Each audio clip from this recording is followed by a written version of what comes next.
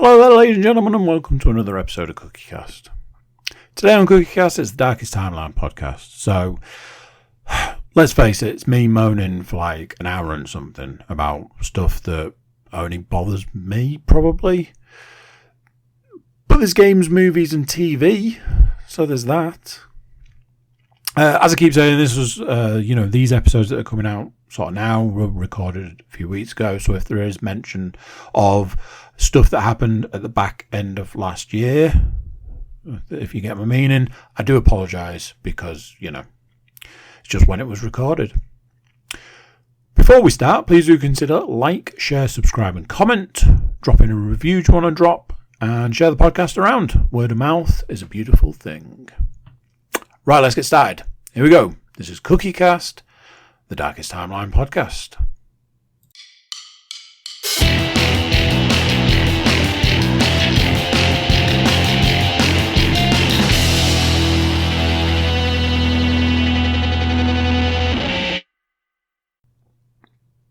Hello. How are you? How are you? How are you doing? Are you well? I hope you are. Very much one of those weeks where... No, that's not it. There we go. Very much one of those weeks had little to talk about up until a point. And then the list like tripled in size. Unfortunately, this week's list, put your teeth in, man.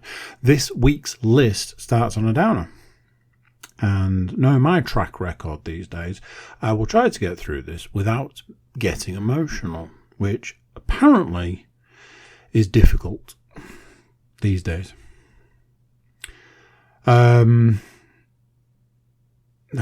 It's one of those things we always say not to date this podcast, but I don't know if that really matters at this point in time. We've taken you behind the curtains in many ways before.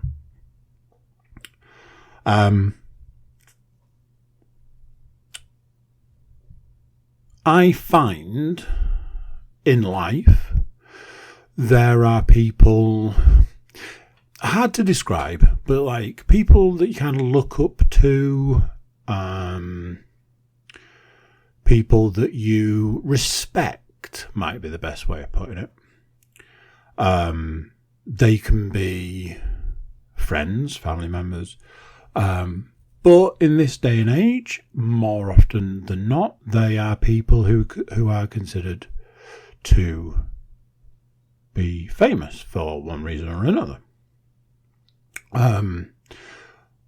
What can happen sometimes is that people pass away. So you can end up in a situation where you're like, oh, I really like that person. I really like what they stand for. I really like what they do. I really like the way they go about things. I really like their like ethos sort of situation.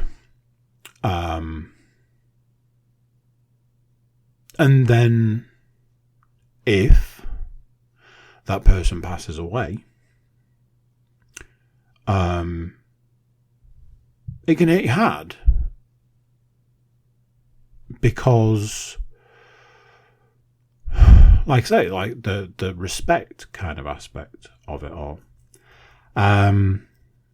So, rather than dilly-dallying, which I've been accused of far too much recently, start this week's podcast by talking about the fact that racing legend, I suppose you would say, Ken Block passed away. Now then, when I said to some of the people, some friends, I was like, oh my God, Ken Block has died. Now, this was a twofold thing. One, Ken Block died. And two, the way I found it out was so weird. So I said to a group of people, possibly podcast alum, Ken Block has died. And one of them said, I don't know who that is. And then the second one said, yep, I'm going to have to agree. I don't know who that is. I was like, oh, okay. For those of you that don't know, this is one of those things. I don't want to get it wrong.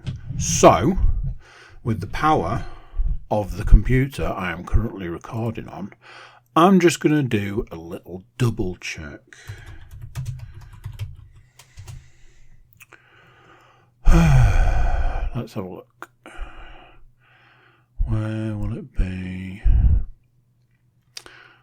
I imagine if we go to Wikipedia, it might give...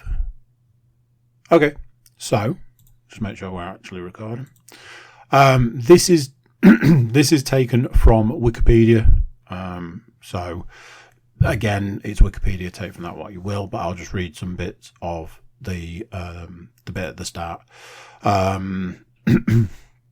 Kenneth Paul Block was an American professional rally driver with the Hoonigan Racing Division, formerly known as the Monster World Rally Team. Block was also one of the co-founders of DC Shoes. He also competed in many action sport events, including skateboarding, snowboarding, and motocross. After selling his ownership of DC Shoes, Block shifted his business focus to Hoonigan Industries, an apparel brand for auto enthusiasts. He was the co-owner and head Hoonigan in charge at the company before his death. It goes on to talk about some of the things that he achieved. In the past, I have looked into various aspects of his life, and it's basically in those couple of lines. He co-owned DC Shoes and then sold it and made a lot of money. I think it was in the hundreds of millions, and then reinvented himself as a rally driver. And then the story goes, like I say, it's a story. I don't know how true it is.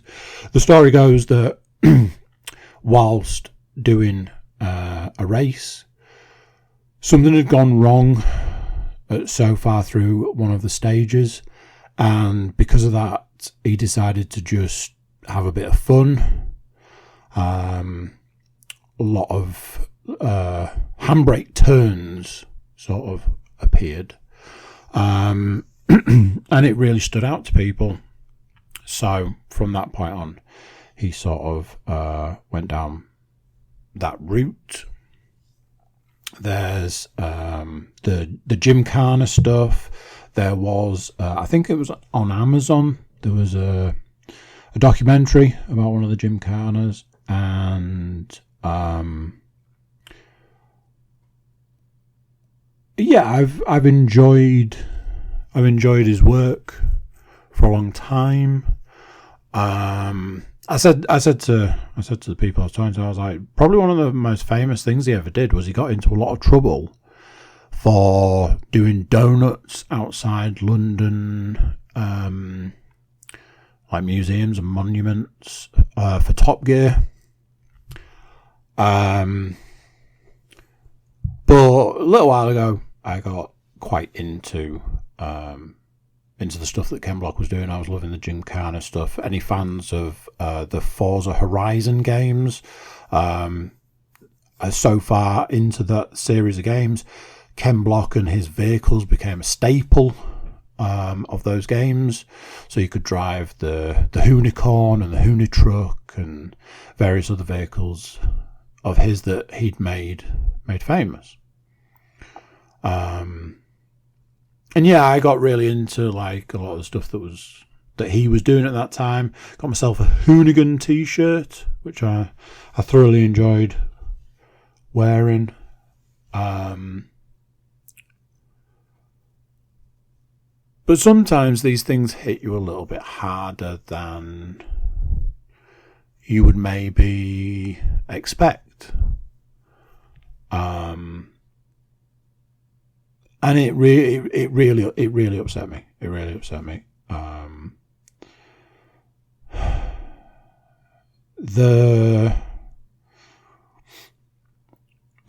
I've said for years there are certain people that when they pass away, I will be very sad.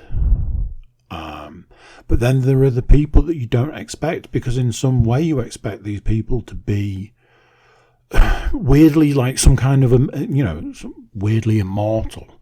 Over the last week, I keep getting in the car when the radio comes on. So usually on like Planet Rock, and Meatloaf's on, and I'm always like, oh, Meatloaf passed away. I was a huge Meatloaf fan in my not even in my teenage years, like 10, 11 sort of age. So there are some people that hit you hard. The one for me of recent times was the Chadwick Boseman when he passed away. I still struggle with that one now. I think I said at the time it was because he was the same age as me. So I think, when there's a connection there, something like that could hit you quite hard. It's just... So, let me tell you how I found out that Ken Block had passed away. Got up one morning, go off into the bathroom, got my phone with me. I'm like, right, I'm going to check Instagram. I go onto Instagram stories, go through the usual ones that always appear first. Then there are 3 Instagram stories from Ken Block. One of him driving in the snow, one demonstrating that there's a snowmobile buried in snow, and I think there was like two sort of pictures of that. Then there was an advert, as Instagram likes to do, and then the next story was from Supercar Blonde, I think her name is. And it was a picture of Ken Block with the caption, R.I.P. Ken Block, we've lost a legend. And I went, what? I don't understand. I've just looked at these Ken Block stories and you're saying he's dead. I was like, if this is a joke, this is in really poor taste. Because I don't understand what the joke aspect is. Is there something going on that I don't understand? So I Googled it. And literally it was like 7 minutes ago. Rally legend and YouTube star Ken Block dies in snowmobile accident. And I was just like, I don't understand what's happening right now. What has just happened? So I think the way I found out sort of had a bit of impact, and obviously, somebody who I've enjoyed many hours of content in a variety of different ways, to find out that person has then passed away is hard in itself. I think I watched that documentary twice because it was just some of the stuff they did and some of the stuff they achieved was mental, absolutely mental. If you've never seen any of the Gymkhana stuff, even just put like a clip of it on YouTube. They're all available on YouTube, to my knowledge. They are just amazing.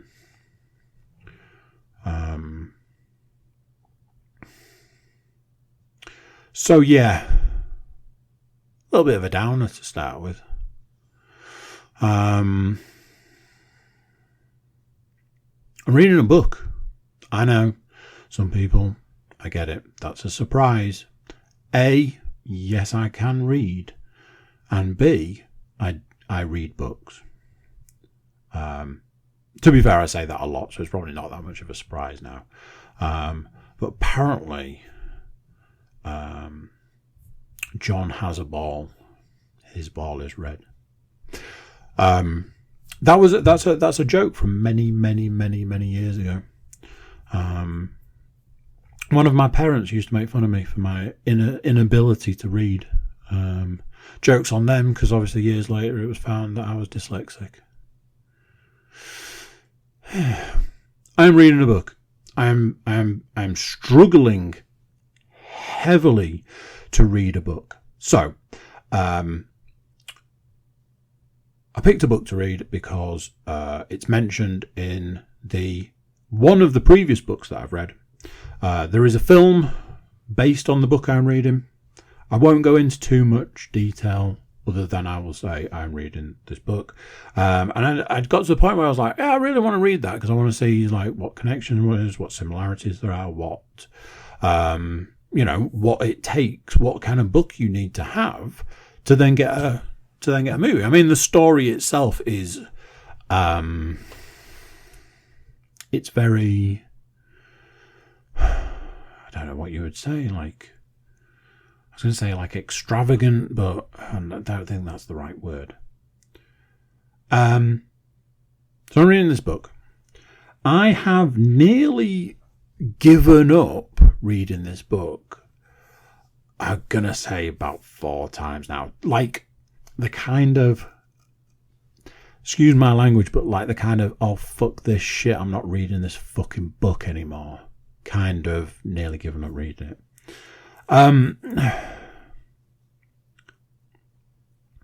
here for one reason, people. I'm here to get the nitty gritty on the story that I saw in the movie. That's what I want. That's what I'm here for. Now, admittedly, the book gave me more than that already.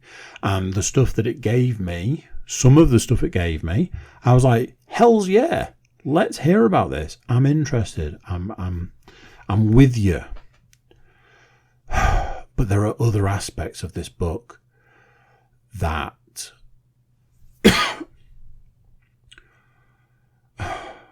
I'm reading it. I'm like, I don't care. I'm not here for this. It's hard to explain, which is probably not great for a podcast. But when it's that kind of, when you're reading somebody's beliefs and those beliefs are the opposite of your beliefs, let's say. When you're reading about somebody who lives in a different country and the way that they look at their country is very different to the way the rest of the world looks at their country.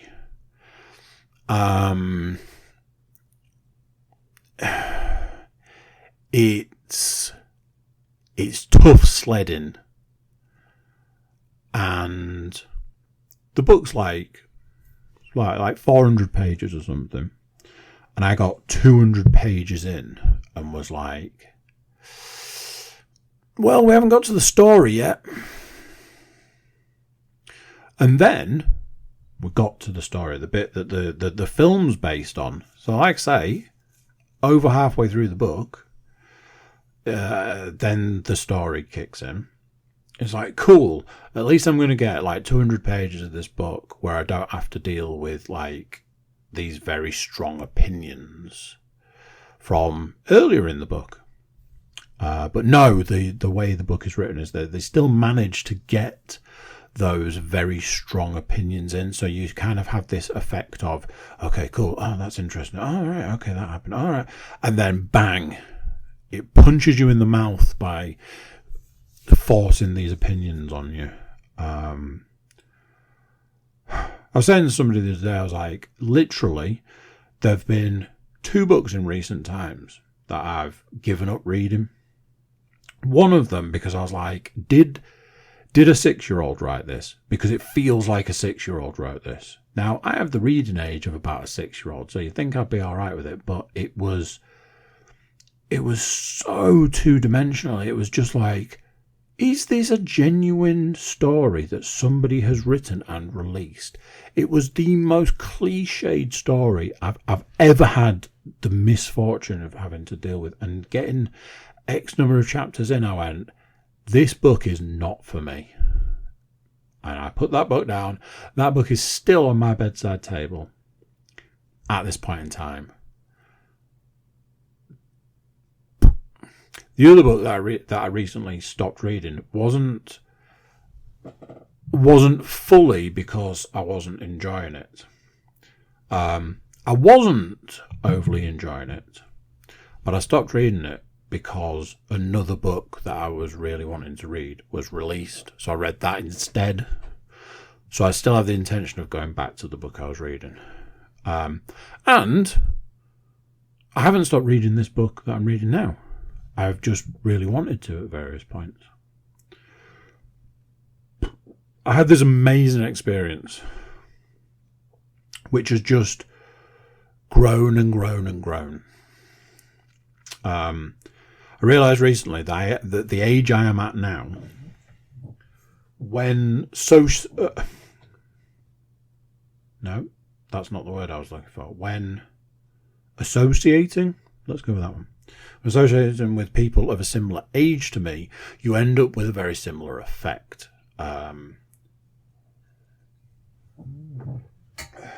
So it goes like this. Did you have a good Christmas and New Year? Yeah, Christmas was fine. How was your New Year? Yeah, it was quiet. Real quiet.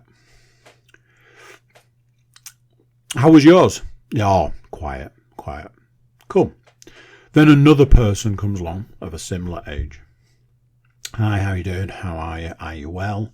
How was your New Year? Yeah, it was quiet. Real quiet. Yours? Yeah, quiet. Real quiet. Then another person comes into the same situation.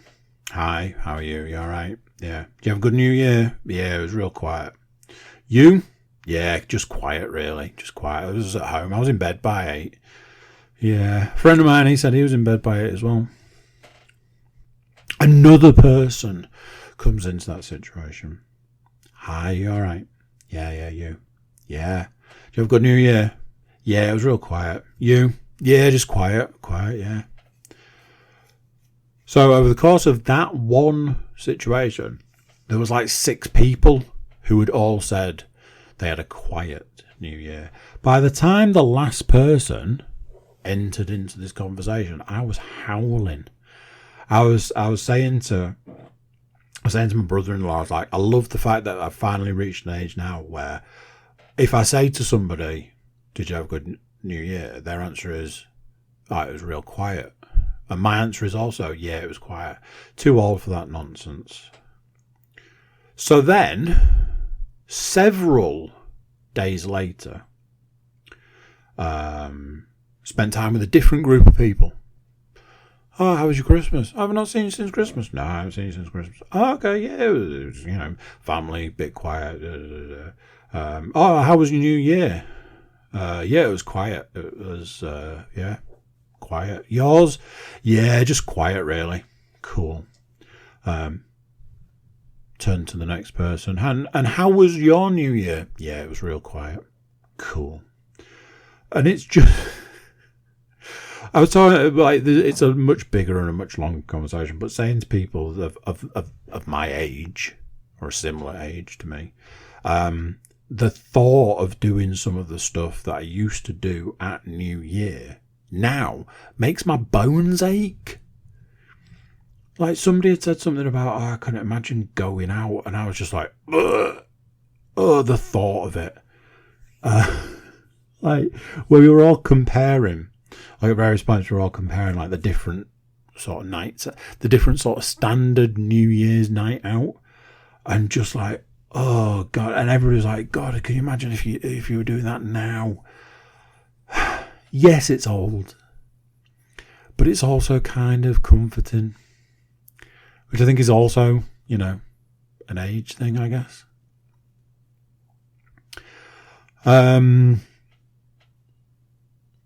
So, I know I keep talking about it, and I know I keep saying it, and I know I keep talking about this, but have failed quite miserably in the new and improved version of getting up early.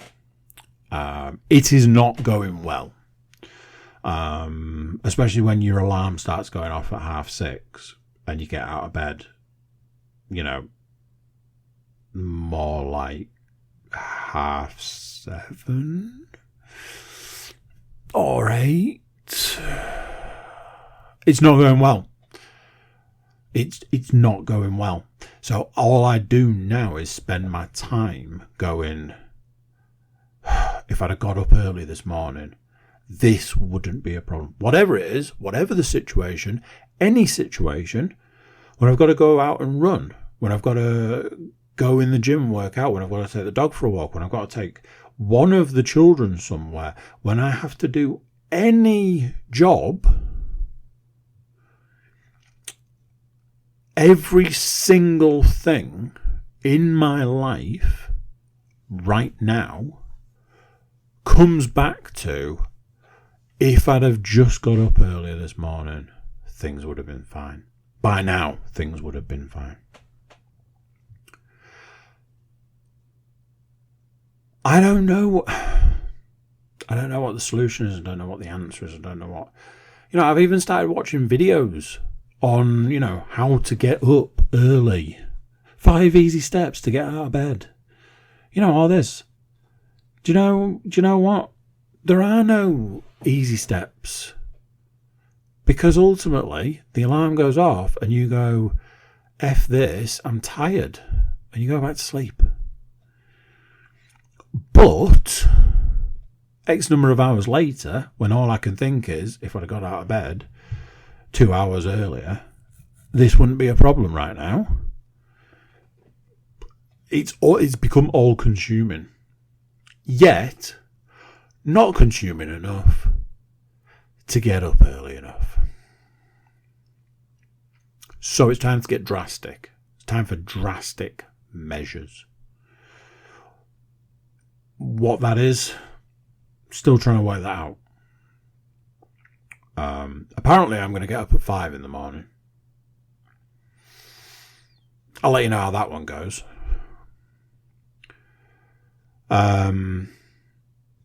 Went to do a park run on Saturday, which I did manage to get up for. Got up, went park run, took dog, jogged him. Now then, that all sounds great and fancy and funky and wonderful. Apart from when the day starts like this. Oh my word, it's so windy out there and it's raining sideways. It's going to be a great day for a run, is what I hear from the landing. And I go, ugh. And a little part of me dies. Yes, it was blowing a gale. And it was raining sideways. And I had a park run to go and do.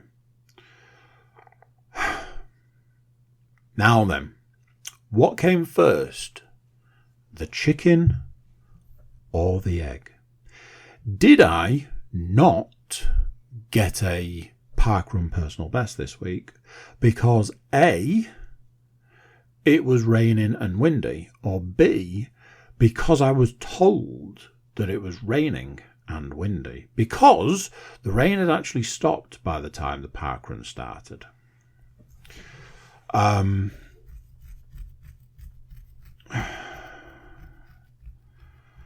don't know if I've talked about this before, but I have issues with the parkrun that I go to. I used to go to a different one, and it was fine, and it was great, and it was like a real... There seemed to be like real camaraderie at the parkrun that I used to go to. But I don't go to that one. I go to the one that's, over the road from my house, because that makes sense. However,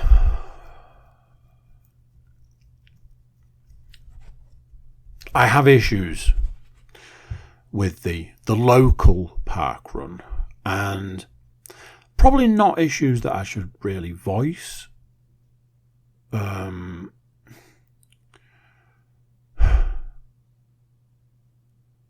They are issues that do impact the running of the parkrun. It's just... I had a situation happen to me this afternoon, early evening, whatever you want to call it. It's 5 o'clock, but it's dark. What is that? Is it afternoon or is it evening? I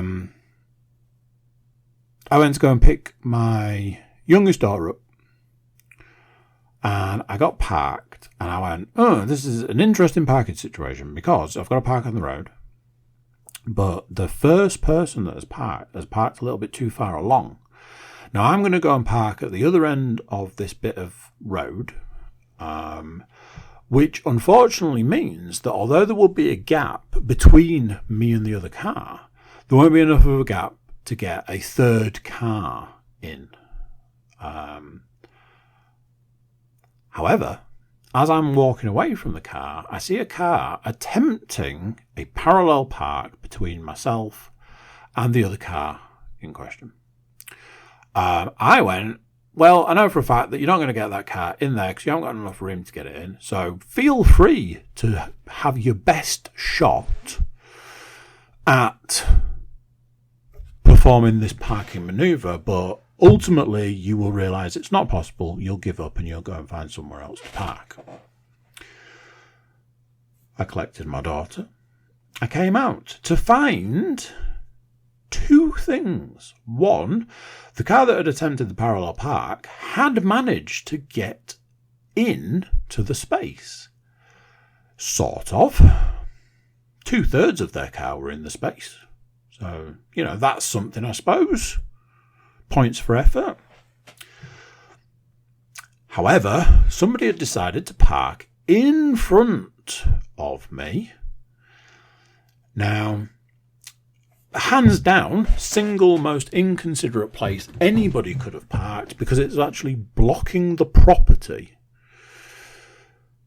Any logical human being would have thought, yeah, I shouldn't really park here, because nobody's going to be able to get out if I park here.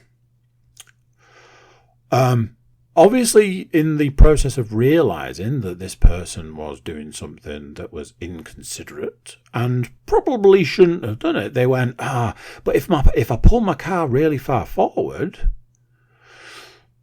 then that makes it okay.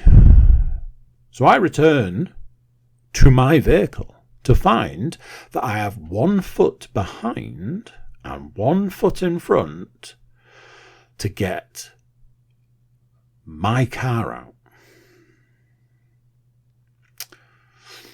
This is on a very busy road that has traffic going down it non-stop, and it's one of those that with all this on-street parking, one side of the road is blocked. So that was fun. And you know what I said when I returned home, having dealt with this parking nightmare? I said, do you know what the people that go to the local parkrun do when they're not at the local parkrun? They go and park down that road at a particular time of day, because the similarities between the kind of people that would perform that sort of parking and the kind of people that attend my local parkrun, they must be the same people. I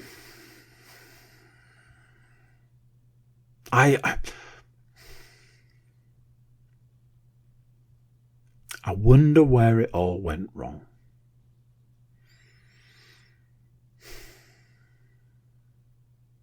So there is an impending. Trying out all these new words. I don't think I'm using them right. You have like impending doom. So yeah, that probably works. Let's move on. There is a birthday coming in this house. Yes, I agree. It's very inconsiderate of somebody to have a birthday this close to that thing that happens at the back end of the year. But it is what it is. So, to be super prepared for said birthday, I decided to go and do all of the shopping for the birthday.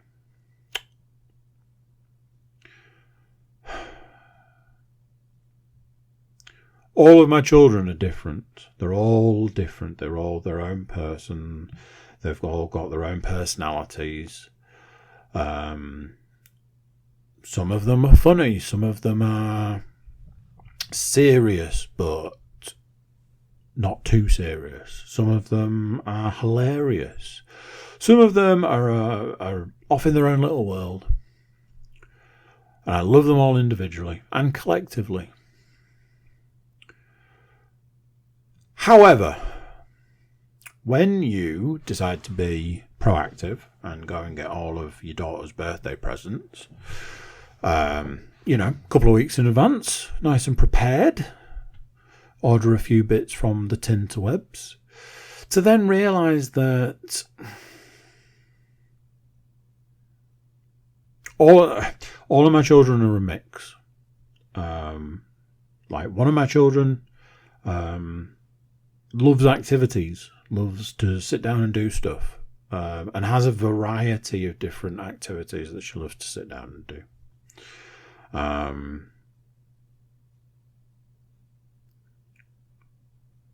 I've had a realization that one of my children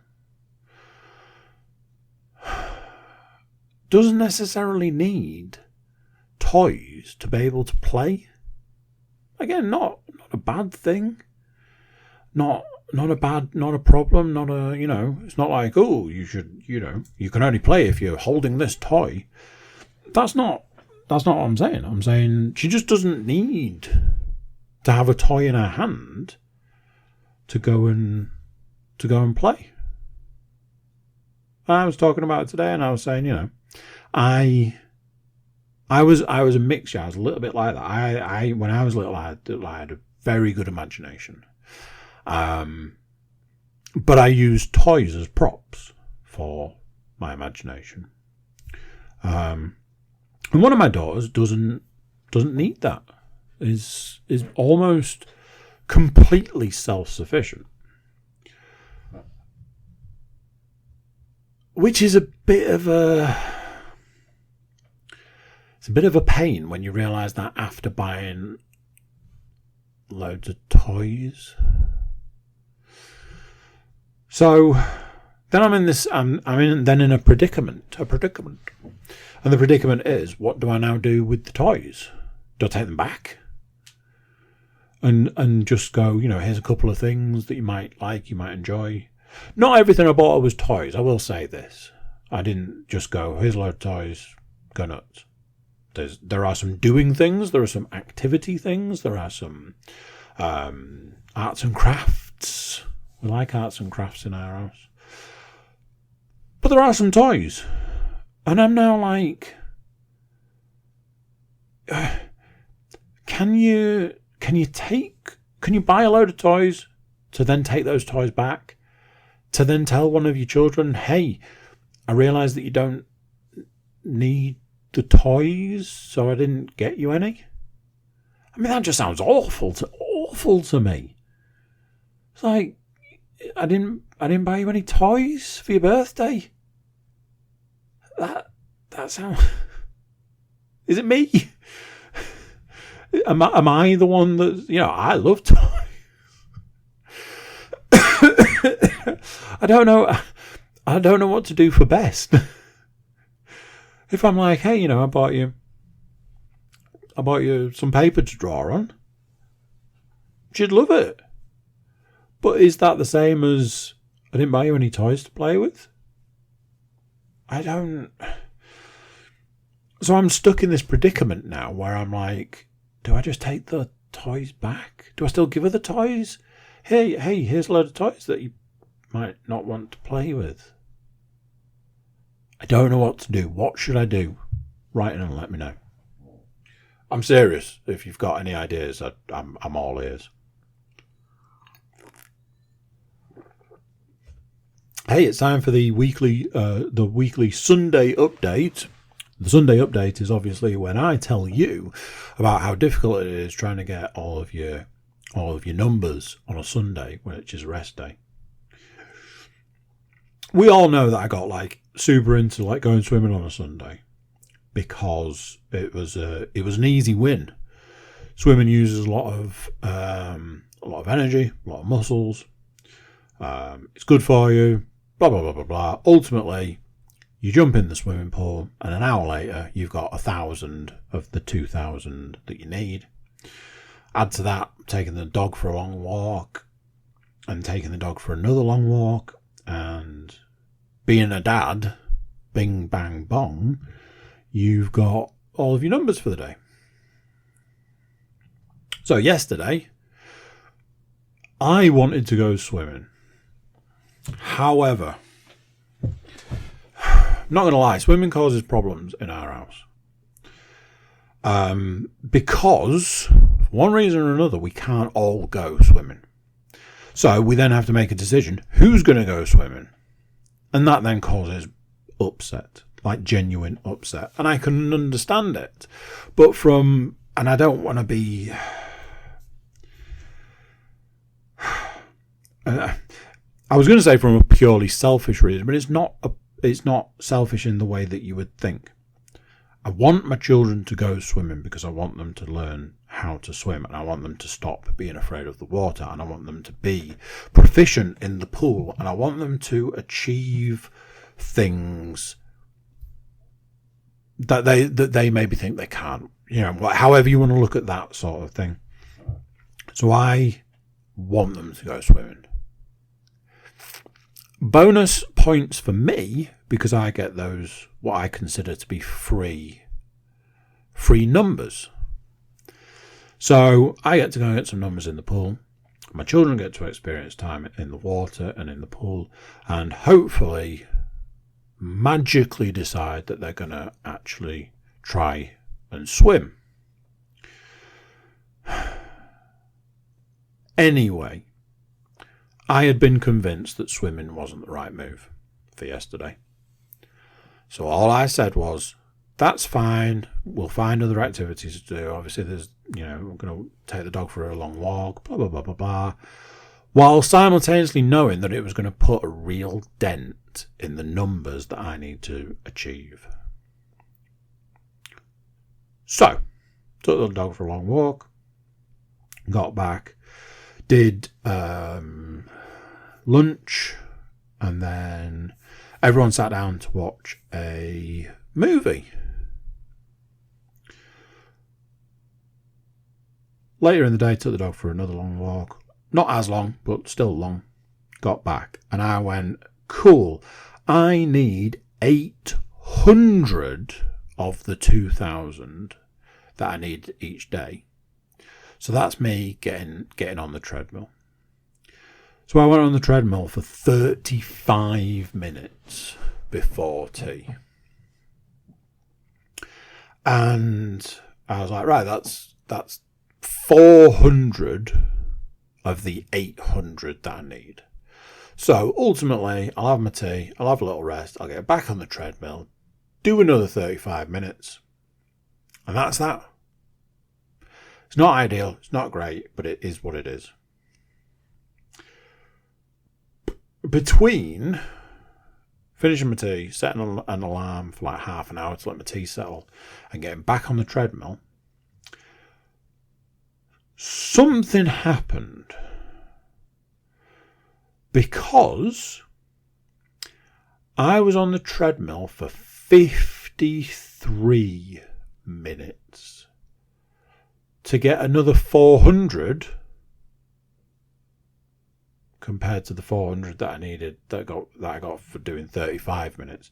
Now, if I'm honest, I believe that there was a difference in incline that may have caused the issue.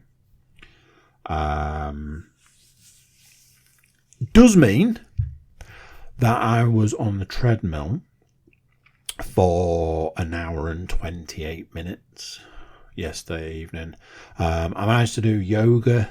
It was like before lunch or something. I managed to get my yoga in. By the time I'd hit about 40 minutes on the treadmill last night, I could physically feel the muscles down the back of my thighs just tightening. It's like somebody had grabbed the top and the bottom and was just twisting and twisting and twisting, and with every step it just got tighter and tighter and tighter. And I was like, I'm really glad that I did all that yoga this afternoon, because I'm going to be really tight by the time I've done all this. What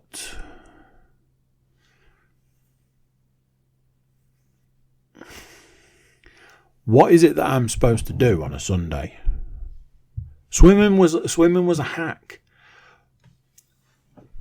But if I can't swim, I need an activity that gets through those numbers, like, you know, quickly. Any suggestions would be amazing. I've just realised that I've got the same thing written on my list twice. Must have been important. I went back to work today after my six months off work. I went back to work today. It was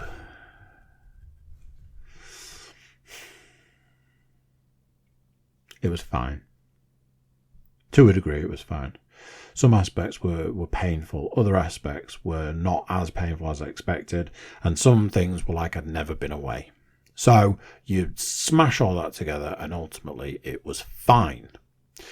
The thing that I've written on my list twice is the fact that the one thing I needed to do today was to get up nice and early and get out there and get my run done. As it was, it wasn't meant to be, apparently. According to me, it wasn't meant to be.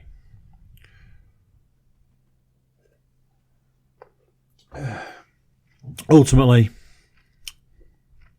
you know, treadmill.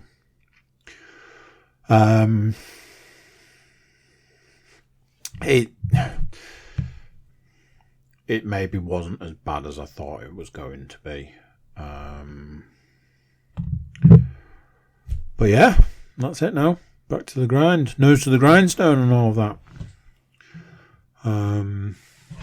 Let's see what this week brings. It's very much getting back to everything now. There's going to be, you know, getting back to the way things were. So yeah, that's the week. But the fun doesn't stop there, kids. TV shows. The only TV I've watched is me and Leanne started to watch Pam and Tommy. We've watched the first 2 episodes. Watched one the other day, then we watched one this evening. First episode was good, enjoyable. Definitely sort of put you in the camp of wanting to watch more. One of the issues was that the first episode felt quite unrealistic, if I'm honest. I think from the real story, the true story about what happened, and the version they're telling in the show, they're very different. I know there's been a little bit of controversy around the show. So there's that. I know there's been some things that have been publicised, I suppose. Watched the second episode. In some ways, I feel that there's no reason they couldn't have done the second episode as the first episode. And towards the back end of the second episode, I was like, oh man, this is some tough sledding. Leanne spoke to a couple of her friends who said that they'd both independently started it as a show and only got so far for a variety of different reasons. So I'm not sure sort of how I'm feeling about that. You know, I will see how it goes. Yeah. Movies. Lots of movies. One of them is a new film, so I'm gonna gloss over. So I've put stuff on the list that I've seen a lot, and anyway, let's just get into it. As you will know from last week, I was working my way through the Oceans films. So I watched Oceans 13, finishing the Oceans trilogy. I am aware there are other Oceans movies, but I haven't seen them and have no real interest in seeing it. I think it's one of those things. Oceans 13 is better than Oceans 12, but not as good as Oceans 11. It's as simple as that. Oceans 12 is terrible.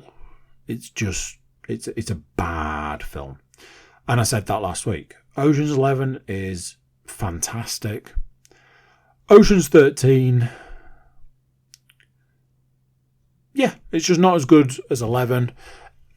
It towards the back end, it gets a bit sketchy with some of the stuff that's happening. You're a bit like, let's wrap this up, shall we? Let's wrap this up quickly. Me and Leon sat down to watch Bullet Train. I have obviously already seen Bullet Train and have already reviewed it. I did wonder what it would be like for a second watch through. Leon promptly fell asleep almost immediately and slept through pretty much the entire film. So there was that. She has since been banned from watching movies. It was great. It was great. The one thing I will say, watching it the second time, it's great for like 2/3. Didn't really realise watching it the first time that it gets a bit slow towards the back end. Obviously, it does ramp up just before the end, but there is a bit of a lull just before the end. So if you haven't seen it and you plan on watching it, see what you think, see if you agree or disagree. It's entirely up to you. Now then, how can I wear this? I bought myself a gift at Christmas, but that's not true. I pre-ordered something at Christmas because it wasn't due to come out until New Year's Eve, and I was like, hey, that's amazing. If I can get that for New Year's Eve, there's my New Year's Eve movie sorted. Didn't work out like that, but that's fine. As some people, many people, a few people may or may not know, I enjoy the work of Kevin Smith. If you go to the website, I'm pretty sure Kevin Smith's mentioned on the website. I saw Clerks when I was about 16, I think. And then I think I've seen all... No, that's not true. I haven't seen all of Kevin Smith's films because I've not seen Jersey Girl.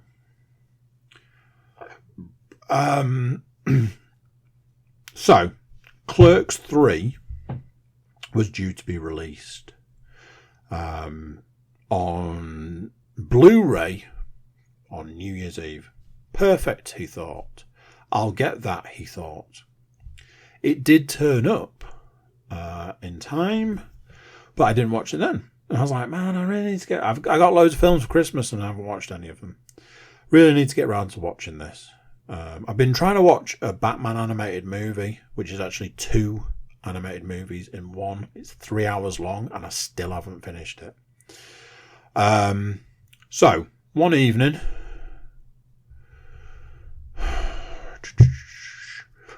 was it Saturday? Doesn't even matter. Anyway, one evening, I sat down, I was like, I'm going to watch Clerks 3.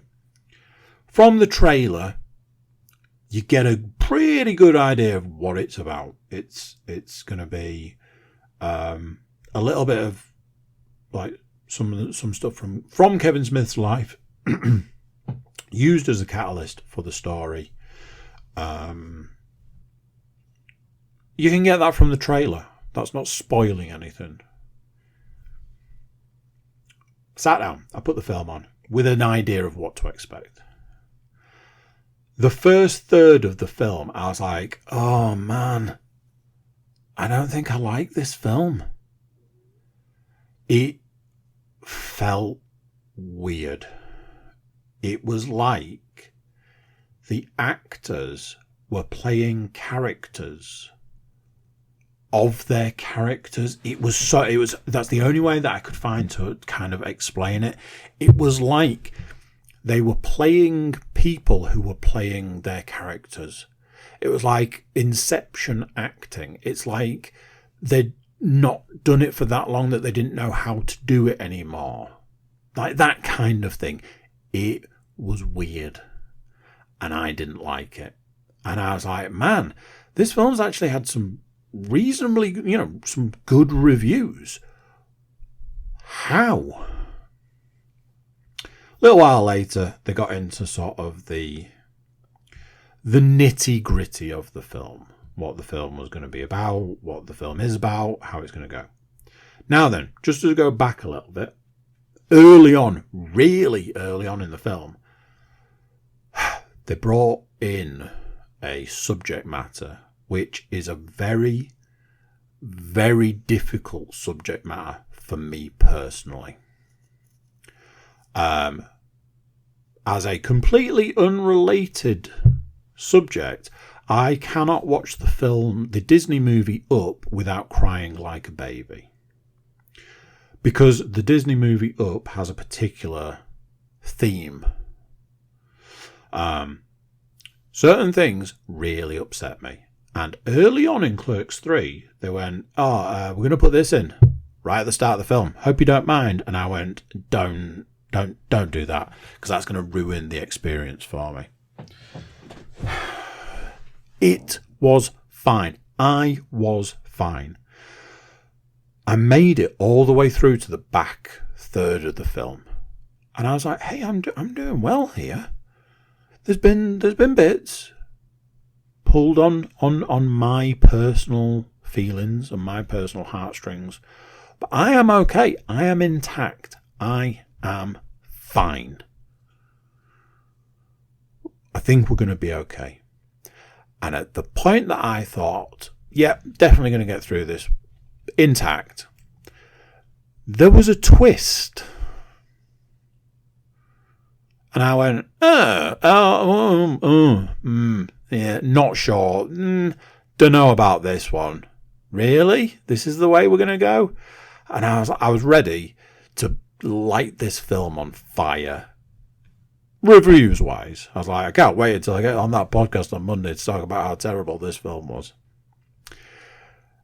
And then the twist took a turn. And I started crying like a baby. And a phrase I've heard recently that I believe the children use is ugly cry. And if there was ever a description for the kind of crying that was coming out of me at that point in time, it was definitely an ugly cry. And from that point on, to the point the credits rolled and beyond, I cried and cried and cried and cried. Because apparently, when Kevin Smith was writing this film, he went, can you just really quickly get me a checklist of all the things that Andy Cook gets really emotional about? Because I want to make sure I get all of them into the back end of this film. Do that real quick for me so I can just finish up writing this movie. Holy shit balls. I said to Leanne the next day, I was like, hey, I watched that film last night. She was like, oh yeah. I was like, yeah, I am traumatized. I am actually traumatized by that film. That film has changed me because of how upsetting it was. It's made me question aspects of my life because of how upset I was. I didn't expect it to go that way. It was that bad that when I thought about the fact that I'd watched it the next day, it upset me. So yeah, it's that, somebody's going to go, well, was it a good film? I don't know. Maybe. It was traumatic.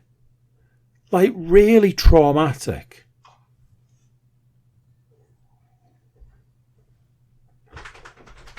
I don't know how to explain it other than that. I watched two of the films. One of them I'm going to gloss over real quick because I think I talk about it at least once a week. But I watched The Big Short. Absolutely love that film for all the wrong reasons. I've got to the point now where I'm like, I'm pretty sure they should show this film as part of like school. There should be like a lesson at some point in school where they're like, and in today's lesson, you will sit down and watch The Big Short. It's a great film. It's really well done. And it's just absolute insanity that it is obviously a true story.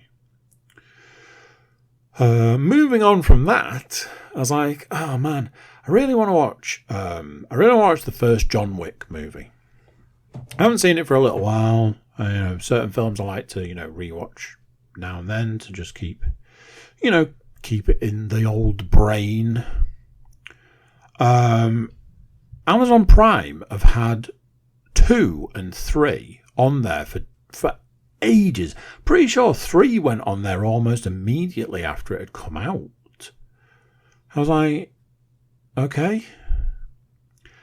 I have my opinions about the current 3 John Wick films. There is a 4th on its way. But I just wanted to talk briefly about the first one that I have watched recently. I think the first John Wick is an absolute masterpiece. I think that it's probably going to have to go into the category of a perfect film. Now then, before anybody gets all heated up, the way I describe it is a perfect film does not mean it's the best film. It doesn't have to be the best film ever made to be perfect. Perfect is the story's great. It's shot well. The theme, the feel, every aspect of it is perfect. But that doesn't necessarily instantly mean that it's the best film ever made. I'll give you an example. And I say this every time I have to explain what I mean when I say a perfect film. Serenity is a perfect film, but it's not the best film. So, it's that thing like every minute, every moment, every shot, everything about it is perfect. It couldn't have been done better. The story's great, the martial arts are great, the shooting's great, the guns are great, the way the guns sound are amazing, the way that they use the guns to not only shoot but fight. I love a revenge movie. I'm not going to sugarcoat that one. I love a revenge movie. It's a perfect film. There is one thing only that I do wish about John Wick, and that is that they'd have left it as just that film. I feel it would have had even more impact if they'd have just left it alone, because John Wick 2 is a significant step down, and by the third one, I think I've seen the third one once, maybe twice, and it's just not even in the same league as the first one. And yes, we've got another one coming. I'm sure that one will be brilliant. Computer games. I've only played 2 computer games this week, and one more than the other. And the one I've been playing might surprise you.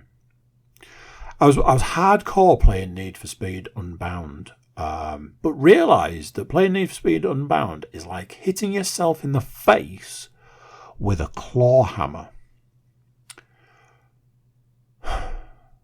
On one hand, I get what they tried to do. On the other hand, I hate survival games because all survival games have the same problem. You are forever on the back foot. You never have enough resource. You can never get enough resource. You can never hold enough resource. And the moment you need to build something or do something, you haven't got enough resource. That is the survival game in a nutshell. A game that tells you you haven't got enough to do the one thing you want to do. And that's that. Need for Speed Unbound uses the survival game principle, you don't have enough, as its core. And yet you don't realise that until it's too late. So basically you've got 1 week to end up with 4 cars of different grades and $20,000. So I got to the last day of the week and I had just managed to get 2 cars and $12,000. So it goes, oh, now then you've reached the end of the week and you don't have enough money and you don't have enough cars. So what you can do is you can go back in time to Friday, which gives you the opportunity to complete some more races, get some more money, get some more cars. And I went, oh, okay, that's fine. I was kind of curious what would happen once I reached the end of the week without the requirements. So you go back to Friday and you go to to do the races and it goes, okay, you give me $4,000 and you can enter this race with the possibility of winning $12,000. Cracking start. The only problem is you only win $12,000 if you come first. So it's 12 for first, 8 for second, 6 for third, and then it's like, 2 for fourth, and nothing after that. Well,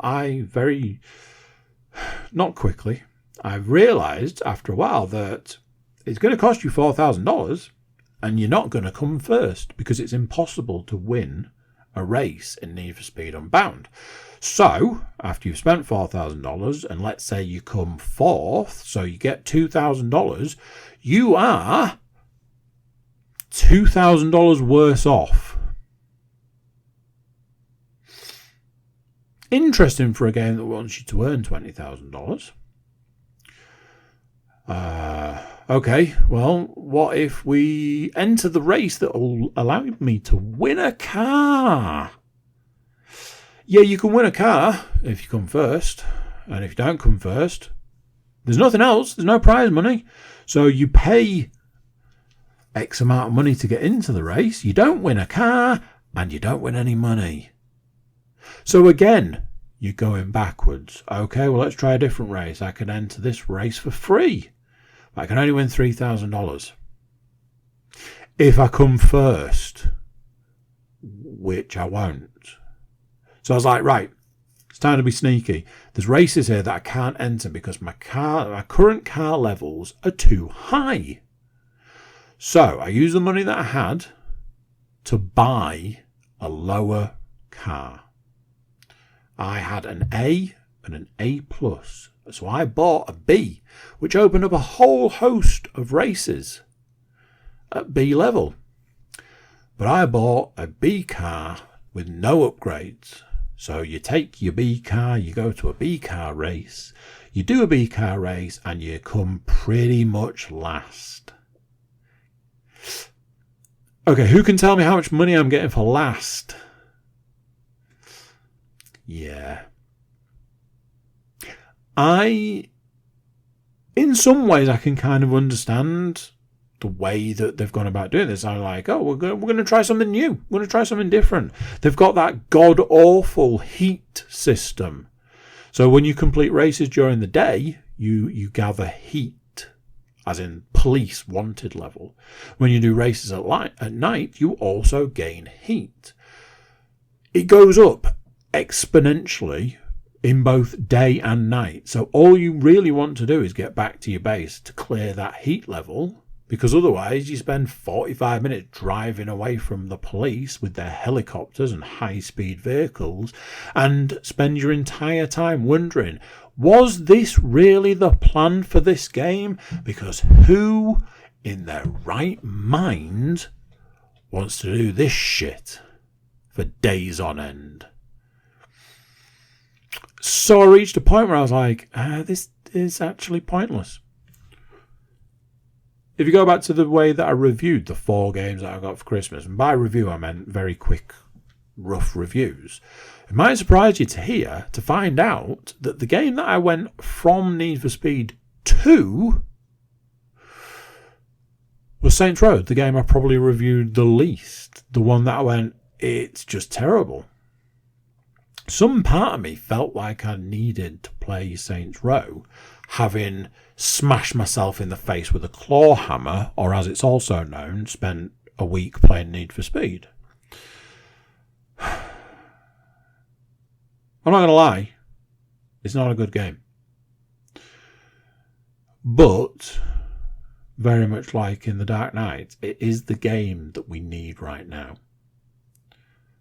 I need a bad game. I need a game that doesn't punch me in the face for 45 minutes before I just decide to turn it off and stare at a blank screen instead. I need a game that when I shoot a car, it explodes for absolutely no reason. However, Saints Row does something which is, to me, like a cardinal sin for an open world game. Because it just tells you the one thing you don't want to know. Every single mission you get, it goes, okay, here's your mission and you need to go here. It's literally the other side of the city and it's going to take you probably 15 minutes to get there. So you drive and drive and drive and drive for a very, very long time to do a mission which is very similar to the last mission that you did, because all missions are basically the same. And then once you've completed it, you select to do another mission and, oh, there we go, it's over the other side of the city, is it? Okay, cool, I'll drive there then. It's a trick that game developers use to mask the fact that their games are empty and there's nothing to do. How quickly do you think it gets beyond annoying? So, of the 4 games that I got for Christmas, not super enjoying 2 of them. So we're at 50% so far. And as I said about the other 2 games, with Callisto having some bonkers mechanics that they decided to put into it, which made me instantly dislike it. And Marvel Suns being like, yeah, we're just going to send wave and wave and wave of enemy at you to drive you up the wall. This is basically the games market that we've worked so hard to get, that we've spent millions and millions and millions and millions and millions and billions on to get us to here, ladies and gentlemen, where every game that gets released is mediocre and expensive. Anywho, that's the podcast for this week. For a man who, up until 2 days ago, had very little to talk about, I didn't do bad for an hour and 13 minutes. Thank you very much for listening. Thank you very much for joining me. And yeah, I'll maybe see you next week. Cool. So there you go. What do you think of that? Another one done. Another week gone. Before you go, please do consider like, share, subscribe and comment. Drop any reviews you want to drop. Jump over to the website, cookiecast.com. Check out our social media links and our email button for you to get in touch with us. That's it for this one. Until next time, I'm going to say bye, and I'll see you then. Thank you for listening to this episode of CookieCast.